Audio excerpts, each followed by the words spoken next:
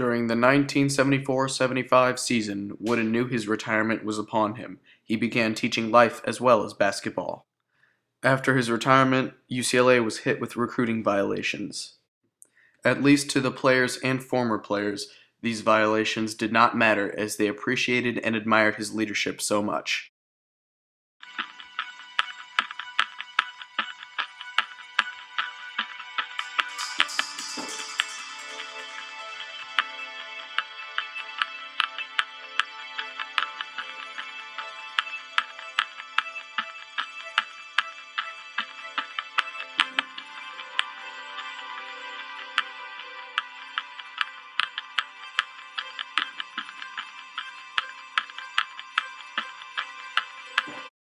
I go out and visit with Coach periodically, and I really enjoy bringing some people along with me who have not met him.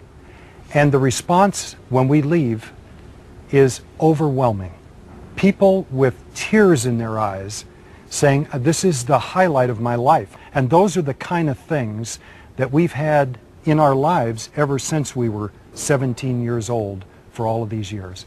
It's really, it's an honor for us to have been around this man. He's a national treasure. When did you realize that it was more than just words, that it was something, a way of living your life? It took a long time.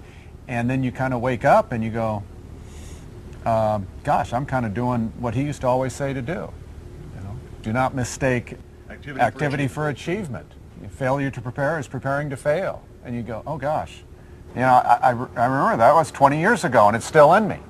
John, you win 10 out of 12 championships. You're in Los Angeles. Everybody wants to talk to you. Everybody wants to turn you into a superstar. What kept you grounded? My dad, more than anything else, the things he tried to teach, you're never better than anybody else. You're as good as anybody, but you're never better than anybody. And then I learned from him that today, that's all that matters. Wooden's former players played for some of the greatest coaches of all time, but still refer to him as the best coach that they've ever played for. Hazard, Walton, Jabbar, Wilkes, all household names coached by the great. After he retired, he would visit with some of his old players and their families.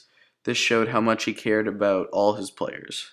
What happened to you, Marcus, where you realized this was something that was going to have an impact on the way you lived your life? Well, I mean, again, I talk about adversity. You know, I don't want to go through a whole litany of things, but losing a child in a drowning accident, for me at the time, it didn't seem like I'd be able to come back, you know, to come back and return from. But I can remember talking to Coach around that time. I just remember feeling better about things as best as I could at that particular time.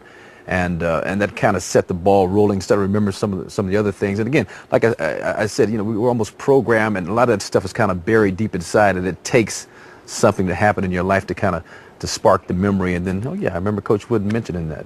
Life is peaks and valleys, and I think the strength of character depends on how individuals can accept not permitting the peaks to get too high or the valleys too low. I hope by actions I tried to teach that, and I tried to teach it with my own children and grandchildren. But to think you're going to go through life and not have any adversities, that's crazy. You're going to have a lot of adversity. Although his coaching tree may not be as extensive as others, he has coached some of the greatest of all time, such as Louisville's own Denny Crum. Here's what some of the all-time greatest coaches have to say about Coach Wooden.